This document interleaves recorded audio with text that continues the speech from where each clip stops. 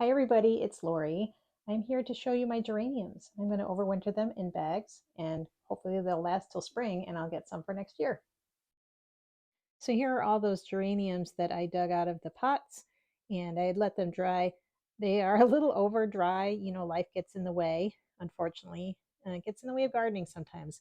And that's how it goes. So these are probably needed to be bagged up a little sooner, but they're nice and dry so I don't have to worry about them getting moldy or anything like that in the bags. And then they just go right in here, and that's it.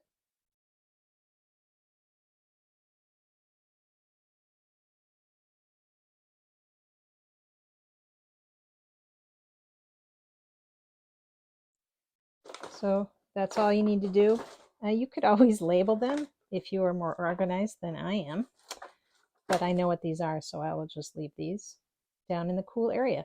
You do want them to be dry, so if your basement is damp, you may want to put them somewhere else or put something cushioning in there, and you may want to check them during the winter. Our basement is dry, so I can leave these untouched until spring. These are all my gladiolus.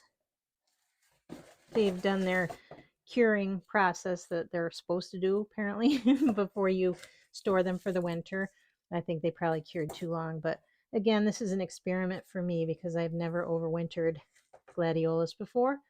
So these I will probably put in just a little bit of wadded up paper on the bottom, and again, these will go with my geraniums and hopefully they will survive until next year.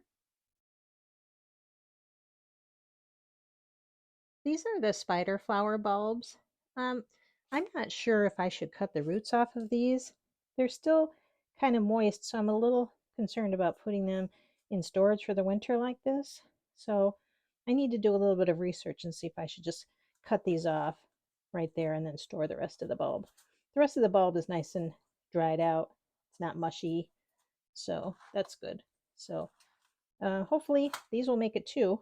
So we'll see. I will also put these in some sort of bag, probably with cushioning because of these roots, and then see if they make it till spring.